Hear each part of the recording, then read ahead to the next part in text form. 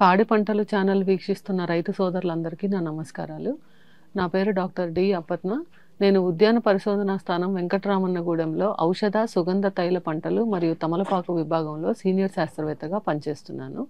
ఈరోజు మనం ఔషధ మొక్కలు మరియు సుగంధ మొక్కల సాగులో తీసుకోవాల్సిన జాగ్రత్తలు, సాగు చేసే విధానాలు మరియు వాటిలో మేలైన రకాల గురించి చర్చించుకుందాము. ఇక ఔషధ మొక్కల్లో ఈ మధ్య కాలంలో బాగా ప్రాచుర్యం గల పంట కలబంద. దీని యొక్క శాస్త్రీయ నామం ఎలోవీరా. ఇది ఎఫోడెలేసి కుటుంబానికి చెందినది. దీనిని ఆయుర్వేద వైద్యంలో కుమారి అని కూడా అంటుంటారు. దీని యొక్క ఉపయోగాలు చూసుకున్నట్లయితే ఇది ప్రధానంగా అనేక సౌందర్య ఉత్పత్తుల తయారీలో ఉపయోగించబడుతుంది. అలాగే కాలిన గాయాలకు, కాలేయం మరియు ప్లీహం రుగ్మతలను నయం చేయడానికి ఉపయోగిస్తారు.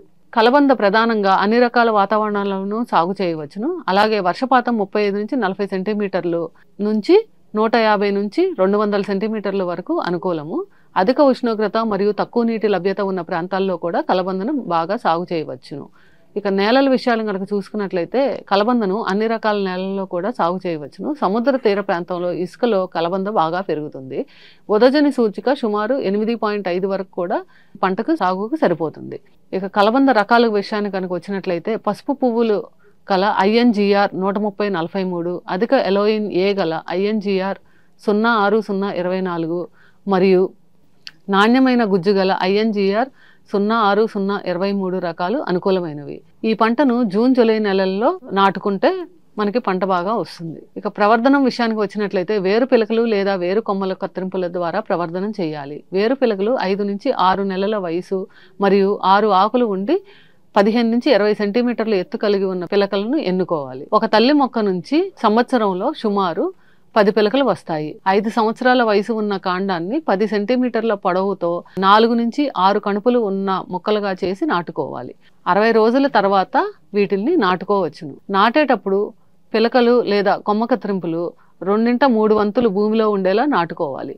నాటే దూరం కనీసం 15 నుంచి 20 సెంటీమీటర్ల పొడవు కలిగిన పిలకలను 60 x 45 సెంటీమీటర్ల దూరంలో నాటుకోవాలి. నాటిన వెంటనే నీరు పెట్టాలి. డ్రిప్ పద్ధతిలో నీరు అందిస్తే ఆకులు బాగా మందంగా పెరుగుతాయి.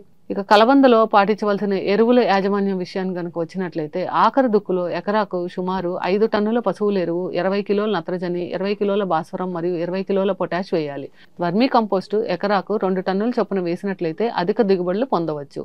ఎజోస్పైరిల్లం వంటి జీవన ఎరువులు సుమారు 2 కిలోలు కనుక వేసినట్లయితే కనుక దిగుబడిలో మనం నాణ్యత పెంచుకోవడానికి అవకాశం ఉంటుంది. ఇక అంతర్కృషి విషయానికి వచ్చినట్లయితే సంవత్సరంలో 4 నుంచి 5 సార్లు కలుపు తీయాలి. వేసవిలో 20 రోజులకు ఒకసారి నీరు పెట్టాలి. అంతర పంటగా పప్పు దినుసులను సాగు చేయటం వలన కలుపు నియంత్రణతో పాటు రైతులకు అధిక ఆదాయం రావడానికి అవకాశం ఉంటుంది. ఇక కలబందలో ప్రధానంగా చేసుకోవాల్సిన సస్యరక్షణ విషయానికి వచ్చినట్లయితే సస్యరక్షణ పెద్దగా అవసరం ఉండదు. కానీ ఆకుముడత, ఆకుకుళ్ళు వ్యాధులు ఆశించినప్పుడు 2 గ్రాముల డైథేన్ M45ని, ఆకు నల్లి ఆశించినప్పుడు 2 మిల్లీలీటర్ల క్లోరిపైరిఫాస్ 1 లీటర్ నీటితో కలిపి వారానికి ఒకసారి పిచికారీ చేసుకోవాలి. నాటిన తర్వాత 8 నుంచి 10 నెలలకు పంట కోతకు వస్తుంది. సుమారు 800 నుంచి 900 గ్రాము బరువు కలిగిన ఆకులను కోయాలి. మొక్కలను తీసివేసి వేరు భాగం భూమిలోనే వదిలేస్తే తిరిగి మళ్ళీ మొక్క మొలకెత్తుతుంది. మొదటి సంవత్సరంలో 2 కోతలు, రెండవ సంవత్సరం నుంచి 4 కోతలు పంట నుంచి మనం తీసుకోవచ్చు. 4 నుంచి 5 సంవత్సరాల వరకు ఈ పంటను ఉంచుకోవచ్చు. ఇక దిగుబడి విషయానికి వచ్చినట్లయితే దిగుబడి ప్రతి కోతకు ఎకరాకు సుమారు 20 టన్నుల తాజా ఆకు లభిస్తాయి. ఎలోవీరా ఆకులను కోసిన 36 గంటల లోపు తగిన కంపెనీలకి వాటిని పంపటం జరగాలి.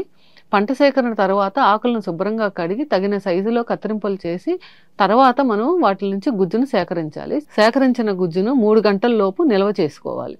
ఇలా కనుక సాగు చేసినట్లయితే మనము ఎలోవీరా పంటలో అధిక లాభాలు తీయటానికి అవకాశం ఉంటుంది. నాకు ఈ అవకాశం కల్పించిన పాడి పంటల ఛానల్ వారికి నా ధన్యవాదాలు.